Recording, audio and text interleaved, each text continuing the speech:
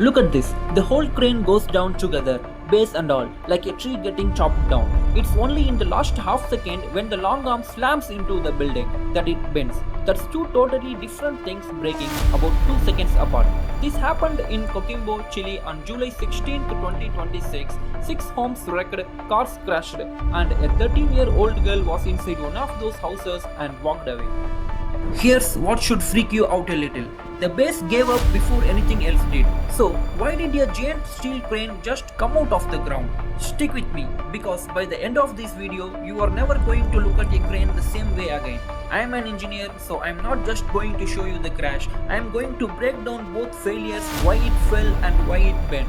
Join the WHY crew. Ask more. Disgril more. Let's set the scene. Coquimbo is a port city on Chile's coast known for strong winds blowing in off the ocean. On July 16th, the area was under a storm warning, heavy rain and hard wind moving through. There was a tower crane on a construction site mid-build. The storm hit it. Watch the bottom of the crane in this clip. The whole tower starts tipping over as one solid piece. It's not bending anywhere yet. It's just tipping like a base let go. It crashes into the half-built building next to it, and that hit is what bent the long arm and sends it crashing down onto the row of houses across the street. The local mayor Ali Manochehri said this was just not a something the city normally deals with. One person got hurt, a leg injury, nobody died. Once you see what almost happened here, that's not luck, that's close to a miracle. Here's what makes this crash different from what you'd expect. Nothing in the crane structure broke first. The whole thing tripped over as one piece that points straight at the base.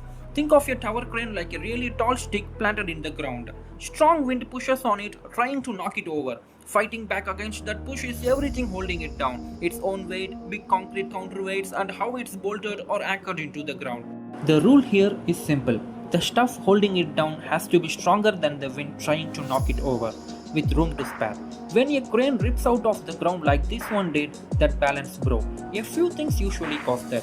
1. The anchors or bolts gave way, like pulling a nail out of a wood if you push it sideways hard enough.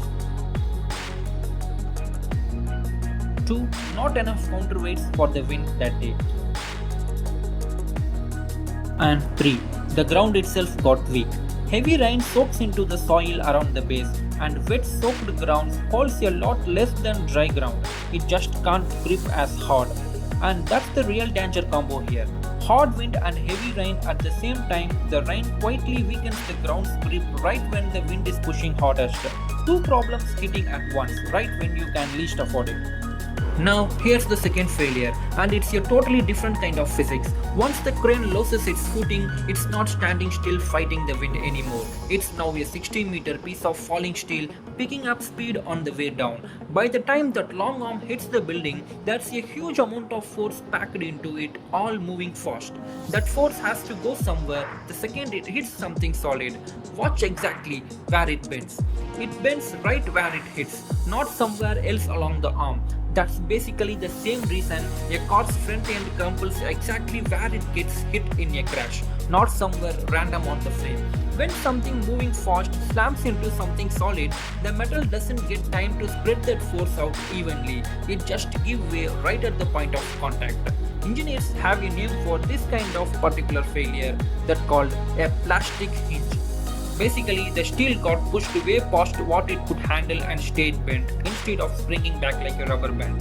Under a slow push like just wind, a crane's arm is built with a lot of crisscrossing steel bars that can share the load and hold up fine.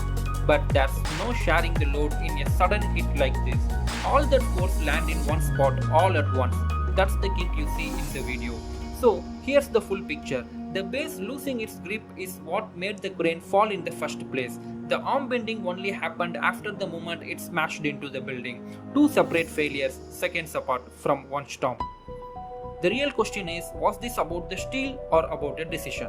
Here's the honest truth about almost every crane collapse you'll ever see. The steel almost never fails because someone did the math wrong. How much wind a base can handle before it dips, that's standard, well-known engineering. Every crane has a rated wind limit written down somewhere. Cranes fall because of the gap between what's on paper and what actually happened on site that day. So, the real question investigators in Coquimbo will be asking is not was this crane designed right? It's was the base built and checked properly for this ground? Was the crane secured as the storm rolled in? And did anyone account for the rain soaking the ground right when the wind was picking up? And guys, this is not a one-day failure. This year alone, we have seen tower cranes go down in storms in more than one country, including a crane collapse near a mall in Bangkok back in February. Tower cranes get built tall, thin, and light on purpose because that's what makes them useful. But that exact shape is also why the ground underneath them and how they are anchored down has to be taken dead seriously every single time a storms roll in. So, next time when you walk under a tower crane, you are not just looking at a machine that lifts stuff. You are looking at a non-stop tug of war between wind trying to knock it down and a foundation fighting to hold its ground. Sometimes standing on soil that a storm can quietly weaken without any warning at all. 60 meters over your head every single day on thousands of job sites around the world. Most of the time it holds. This time in Coquimbo it did not. And thankfully nobody paid for that with their life. If you like figuring out why things break down to the last detail, that's exactly what this channel is about. Subscribe to Y Crew and I'll see you in the next one. Thank you.